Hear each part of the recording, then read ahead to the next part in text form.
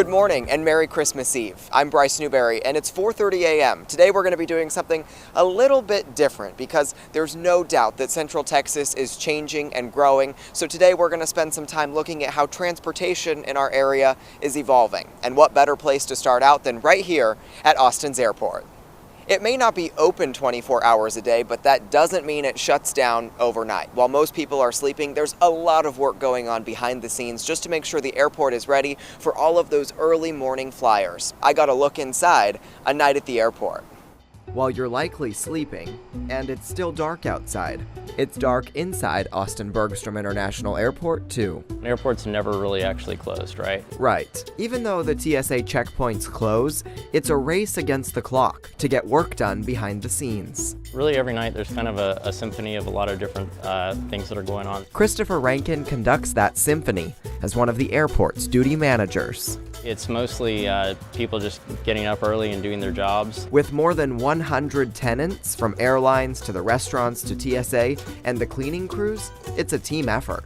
They all play a part in making everything come together in the morning so that we can start getting flights out. On most nights, about 70 planes spend the night parked at Austin Bergstrom. Airline maintenance crews use the time to get them ready to fly again the next day. Around 3 o'clock in the morning, TSA officers start arriving for work. They have a morning briefing to get a look at the day ahead. From there, it's divide and conquer, making sure the machines are calibrated and ready to screen the airport's daily average of 47,517 passengers. By 3:30, the gates are open for flyers to start flooding in. But the newly opened Starbucks still isn't quite ready to brew until closer to 5. Baristas work quickly as retailers start arriving to open up for the day. And hot off the presses, newspapers get delivered for the day's flyers. Cleaning is a top priority each night and throughout every day. There's a lot going on behind the scenes that probably most people aren't aware of. In just a couple short hours, the airport comes alive as people wake up with a morning coffee and get on their way. We always have people working 24/7 to keep this place functioning. That was a really fun and very long night at the airport. Since the pandemic started, the airport has continued to focus on cleaning, particularly in bathrooms and at TSA checkpoints. And if you're headed to the airport anytime soon, just make sure you've got your mask. Now, while the airport prepares for passengers every day, it's also preparing for packages. If you noticed a change in just how fast your Amazon deliveries arrived this year, there could be a reason for that. Over the summer, Amazon started flying packages to Austin's airport and quickly became the busiest air cargo carrier in our area. When you place an order on Amazon.com, it isn't long before that delivery shows up at your doorstep. And if it seems like it's getting faster, that's because Amazon airplanes are now coming directly to Austin. It means they have that fast, free shipping delivery and can count on Amazon to meet that. Chris Preston is director of operations for Amazon Air, the cargo airline that started flying to Austin in May. Previously, the closest air service went to Kelly Field in San Antonio. Austin is Amazon's 4th air operation to launch in Texas. Overall, while passenger traffic plummeted 96% locally at the height of the pandemic. We are starting to see those passenger numbers come back gradually. But throughout the COVID-19 event, cargo has been and continues to be a bright spot. Austin is what Amazon calls a gateway operation, which is smaller in comparison to the company's regional air hubs. Products that leave on flights come from 17 fulfillment centers in the area. Incoming items get sent to sort centers and eventually right to your door. So when we add capacity into Austin, it means we have additional aircraft into the Texas region as a whole to move our customer shipments. And by adding that capacity, we create an opportunity for our customers to have that delivery performance that they expect. And more capacity could be on the way. So as Amazon Air continues to expand and grow, we continue to evaluate the needs of the network and the supply chain. Now, since that story aired, I've learned that Amazon is up to running 3 flights a day for the holiday season, and the airport tells us anecdotally that one reason for these strong cargo numbers could be because more people are staying home and ordering online. Now let's talk Capital Metro's new downtown station and the growing public transportation system. In October, Cap Metro built and unveiled this new Metro rail station, which can hold up to 4 trains at a time. That'll help with more commuters using the Metro rail, and Austin Mayor Steve Adler says it's going to make a big difference for people trying to get around Austin. The expanded downtown Metro rail station will act as a central hub for the entire Central Texas region. Before construction, this station was the busiest but smallest on the Red Line. The cost of the project, $37 million. Now, that's not all that's happening to Austin's public transportation system. In fact, it is getting a major overhaul after voters approved 2 different ballot measures this year. Prop A and Prop B were both on the November ballot, and I'm sure you heard us talk about them both a lot here on Daybreak. Prop A increases property taxes if you live in an Austin City Council district, and you'll see that impact on your January tax bill. The property tax increase will fund Project Connect, which brings 19 miles of light rail lines, including here to Austin's airport, and 26 new stations to the city over the next 10 years.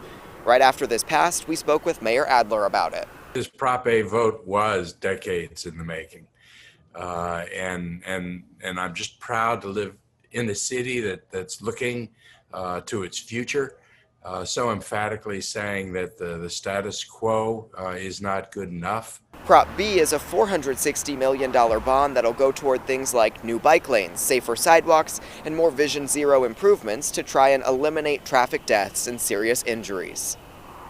And over in Williamson County, a group of self-proclaimed conservationists saved dozens of trees from the chopping block this year after months of meetings. We sent Mike Marute out to Harry Mann Road to revisit the petition. Harry Mann Road is a journey. It's really a remnant of the little country road. But people drive too fast. County traffic studies show an average of 14 crashes a year. That's been the cause of the 3 fatalities. That's been the cause of the wrecks. And when you wreck there, you tend to hit a tree. To make the winding road safer, Williamson County approved a project to put shoulders and rumble strips and then remove hundreds of trees to make it happen. One Facebook group came together to save as many trees as they could. The ones that we did kind of agree upon are actually in the small size. When the project started in 2013, 250 trees were on the chopping block. The Save the Trees on Harry Mann Road group is responsible for saving dozens of those trees, according to the county. I feel like that area that we were worried about the most really almost went unscathed. The group wanted to preserve these canopies along the road, reminding drivers that sometimes journey comes before destination. Driving that canopy and the curves are what make it so special if you would just slow down and enjoy it.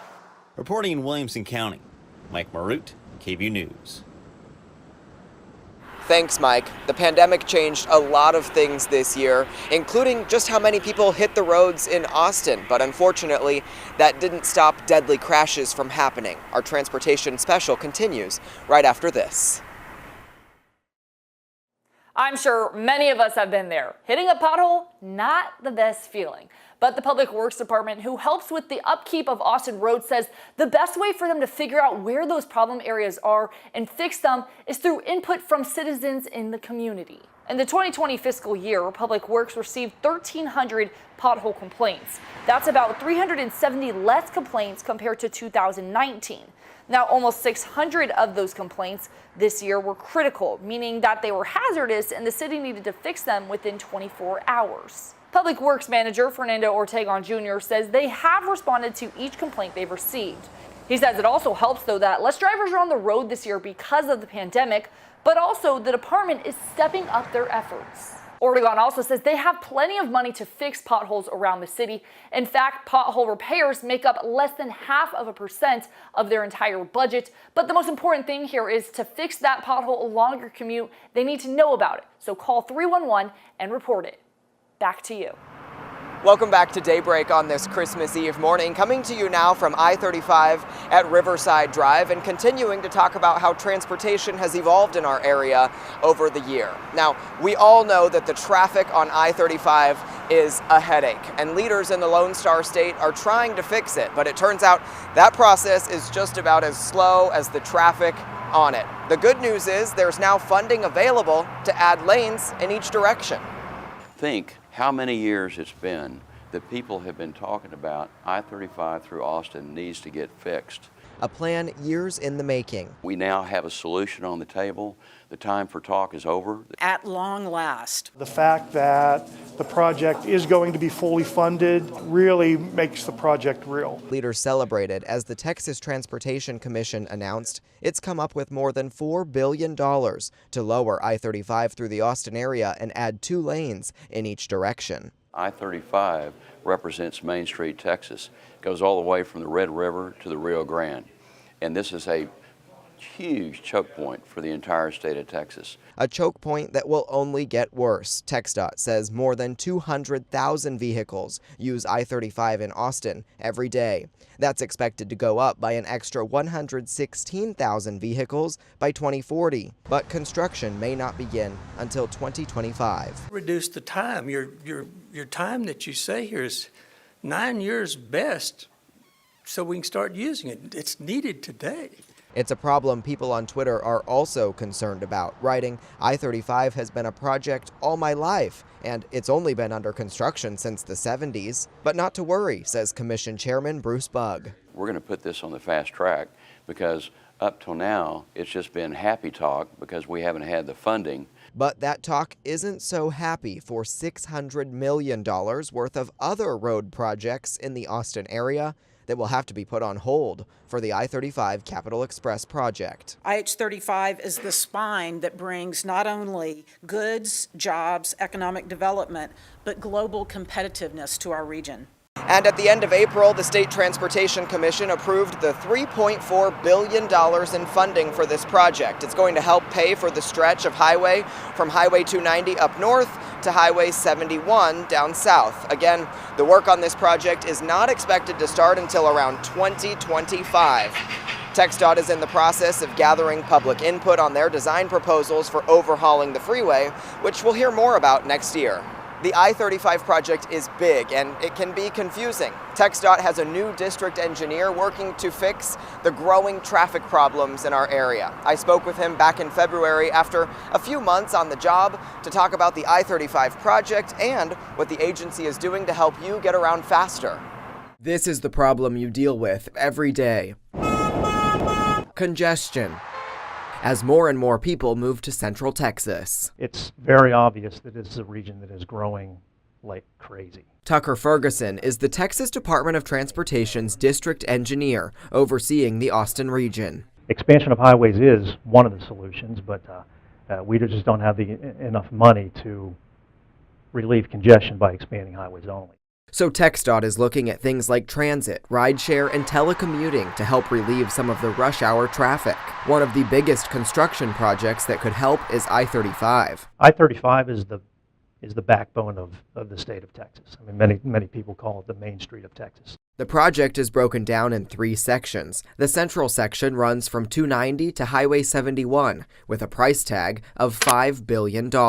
That's about half of what the state spent last year on all projects. Safety is at the center of all TxDOT projects, including the improvements coming to the Y at Oak Hill. You see a number of projects where we will do innovative intersection design, for example, roundabouts, divergent diamonds, just to put projects in place that will move more traffic through more efficiently and increase safety. TxDOT is also looking to the future at things like self-driving vehicles. I think the reputation of Austin would make it the perfect place for having some of those test tracks or technology test beds. We would be glad to take that on. Ferguson is full speed ahead, steering the region in the right direction. Now, because of the pandemic, a lot of people stayed home, which meant fewer people were on the roads, but that didn't seem to stop traffic deaths from rising this year. I spoke with officials about their effort to get people to slow down while driving. Driving around Austin looks a bit different these days. No more of those dreadful rush hour commutes and a lot fewer cars slowing you down. We haven't seen as much of the uptick that we normally see with school starting. Jen Duthie is a managing engineer for the Austin Transportation Department. They monitor traffic flow in real time. All the data helps them make changes to how long you wait at a stoplight. We're working to minimize delay for everyone. using the roadway, whether you're driving, biking, walking, taking transit. The city has changed more than 800 signal timings and updated 50 intersections to make crossing the street easier for pedestrians. But the drop in traffic isn't all good news. With less people on the road, some drivers are hitting the gas a bit harder. Open roads and less congestion does not mean that you should be driving 10, 20, 30 miles over the speed limit. And that's what we're seeing in a lot of cases. Lewis Leff leads safety projects for the Austin Transportation Department. Some crashes are reported with speeds over 100 miles an hour. When those types of conditions exist and the speeds exist of those drivers choosing to go that fast, we see the impact of crashes be a lot more severe over time. So far this year, more than 78 people have died on our roads, which is an increase from last year. But serious injury crashes are down a little bit, with more than 363 in 2020. The city is working on making improvements to several roads and intersections where there have been more than 350 deaths or serious injuries in the last 5 years. One of those roads is North Lamar. City transportation leaders have been working to improve a stretch of it over the last year because that's where they've seen a lot of crashes. But things are starting to change. We sent our Luis De Leon out there to find out how it's going. When you think of North Lamar Boulevard, some might say, they don't drive 30 miles an hour out here. And some know the road best, like this business. Good afternoon, Austin Appliances. Who's been on this intersection Wait to cross Lamar at Grady for years. Well, before they put the light up, they were going, 50 and 60 miles an hour down the road. Sometimes leading to accidents. Before that, yeah, we had like 2 or 3 a year right here. It was so hard to get in and out. And the city took notice, also noticing how many people try to cross the 5-lane stretch of road. So this year they worked on installing all sorts of crosswalks and stoplights on Lamar, at Grady, Cooper, and Fairfield. They're still working on Powell Lane. Specifically, the Fairfield intersection saw 89 crashes within the last 5 years, an average of 17 per year, not including unreported crashes. Also, one of 300 top crash locations in the city. Since installing new traffic signals, turn lanes, and crosswalks in September, there have been 0 crashes as of November 20th, something business owners are pleased with. I think it's good. And this isn't the only spot seeing construction. The city's corridor program office is working on intersection improvements on East Riverside, with larger projects breaking ground next year on South Lamar, Guadalupe, Burnett, Slaughter, and William Cannon. Thank you, Luis. And coming up, we're headed back to Austin's airport because while fewer people have been driving, arguably, even fewer have been flying. We'll show you the changes aimed at making travelers feel safer.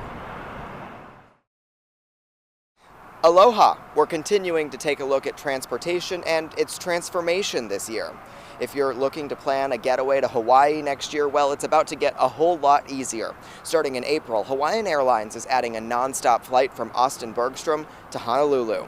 The airline will fly in and out of Austin twice a week, and it'll be Hawaiian Air's first market in the South Central United States.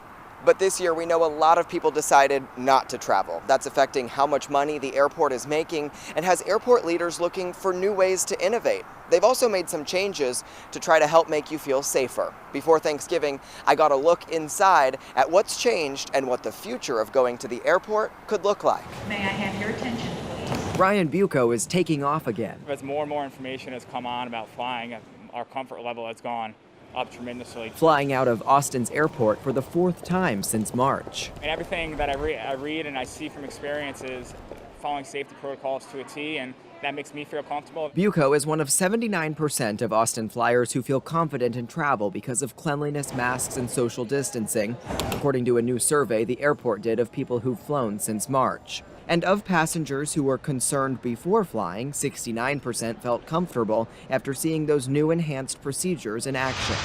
The number of Austin passengers plummeted nearly 100% in April, from 30,000 a day to just 500. Recovery has been slow. Just this month, the Austin airport saw its busiest day of the pandemic when more than 11,000 passed through, but travel remains down 70%. That's a significant impact. Ghislaine Badawi is the airport's chief operating officer. We know that whether to travel or not, it's a personal decision, but we know that our airport is safe, it's clean, it's sanitized. The airport now has a team working around the clock using hospital-grade sanitizer on high-touch areas and, like most airlines, using electrostatic sprayers that disinfect surfaces and kill contaminants.